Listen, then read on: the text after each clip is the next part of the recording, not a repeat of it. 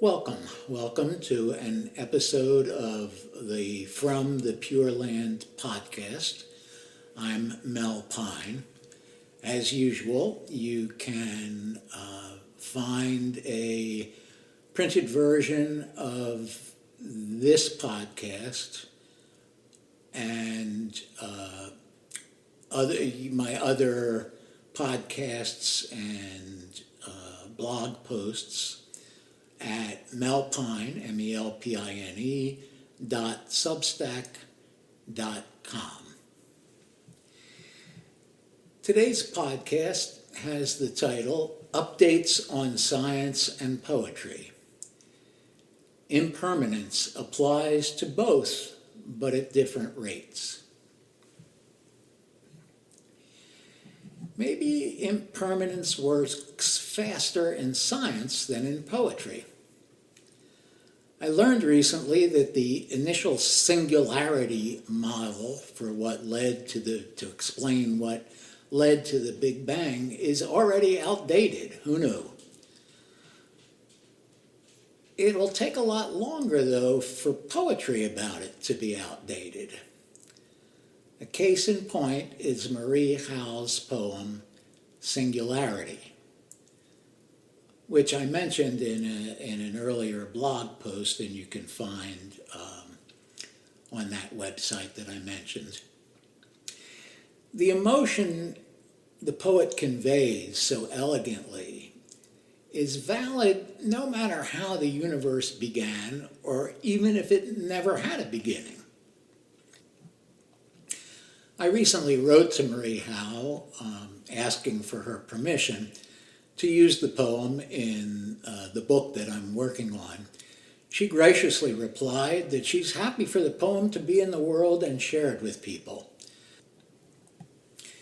So I'll return in a couple of minutes to the subject of science, but I would like to recite the poem here. You can find the written version online, of course. This is Singularity by Marie Howe. Do you sometimes want to wake up to the singularity we once were? So compact, nobody needed a bed or food or money. Nobody hiding in the school bathroom or home alone, pulling open the drawer where the pills are kept.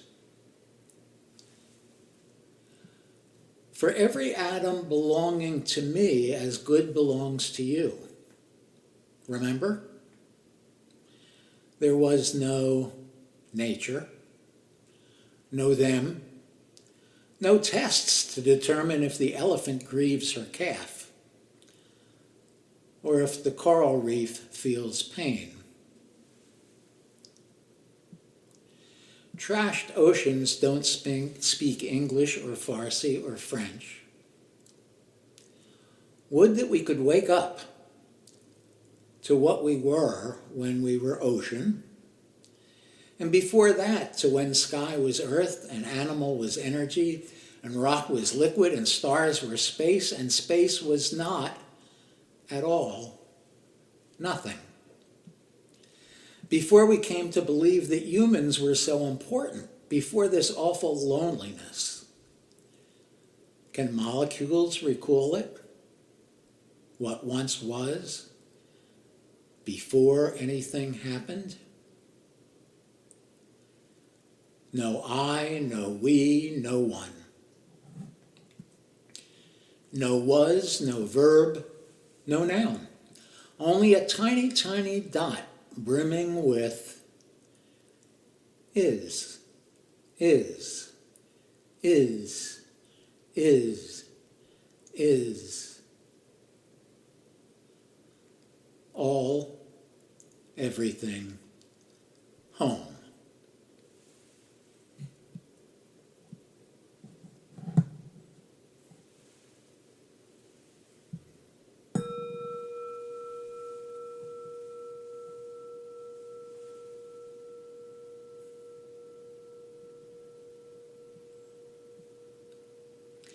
Why don't we take a moment to pause, breathe, and reflect before continuing.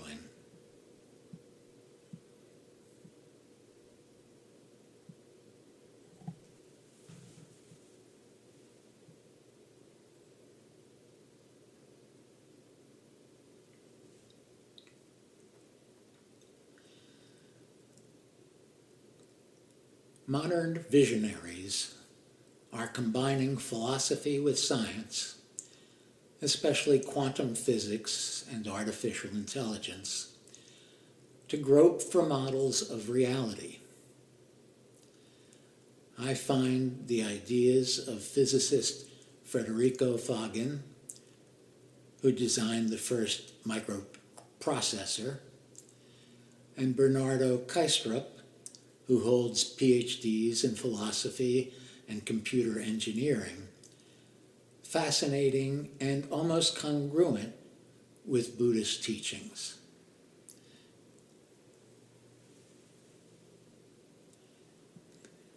A subscriber, Mike Kirkpatrick, alerted me to Faggin's work. I was aware of Kastrup, and he brought Faggin to my attention. Kastrup draws conclusions solely from science and logic, with no patience at all for anything else. His model is one worth wide consideration. This is from his book, Why Materialism is Baloney. My hypothesis is that mind is a broad and continuous medium, unlimited in either space or time. A canvas where the entire play of existence unfolds, including space and time themselves. Your egoic mind, that limited awareness you identify yourself with, is, in this context, merely a segment of the broad, universal canvas of mind. He sees mind, let's give it a capital M, mind, as creating an overall reality, and within that, forming individual egoic minds. Those are our lowercase minds, along with our brains and bodies, which have limited access to big M mind. Then he adds, if reality is a kind of shared dream, then it is your body that is in the dream, not the dream in the body. Therefore, there is absolutely no reason to think that your consciousness will end when your body dissolves into an entropic soup. At least no more reason than you have to believe that you physically die when your avatar in a dream dies within the dream. Kastrup builds his model entirely out of logic. He strongly believes that our minds continue to exist after our bodies and egos stop functioning. My limited knowledge of quantum mechanics and my inability to read Italian prevent me from saying much about Faggin's ideas. He's got many books out in English, but the one that puts forth his theory of consciousness is not yet translated from Italian. From what I understand, his theory of consciousness is based on quantum physics theorems that lead him to believe that our bodies are controlled by our consciousness, which is integrated with greater overall consciousness and continues to exist after our bodies no longer do. It's up to each of us to decide how much of modern science to find credible, how much of ancient wisdom to believe, and how much the two fit together. The Dalai Lama has been a spokesperson for that sort of exploration, and in 1987 helped launch the Mind and Life Institute to bring science and contemplative wisdom together to better understand the mind and create positive change in the world. At that time, the Dalai Lama said, "It is most important for the traditions of Western science and Eastern mental development to work together. At some stage, people gain the impression that these two traditions are very different and incompatible. In recent years, however, it has become clear that this is not exactly the case.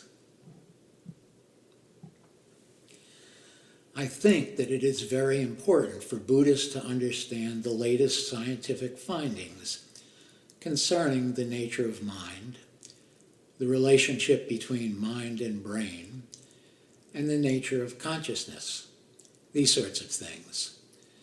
Whether consciousness does or does not exist as a discrete entity, for example. So I would like to introduce some of these Western explanations to Buddhists in general and to Tibetan Buddhists in particular. Why does the Dalai Lama single out Tibetan Buddhism there? I suspect it's because Tibetan, or Vajrayana, Buddhism emphasizes the nature of mind. I've done a number of blog posts on that. I post a link to one of them called "The Nature of Mind is Beyond Words."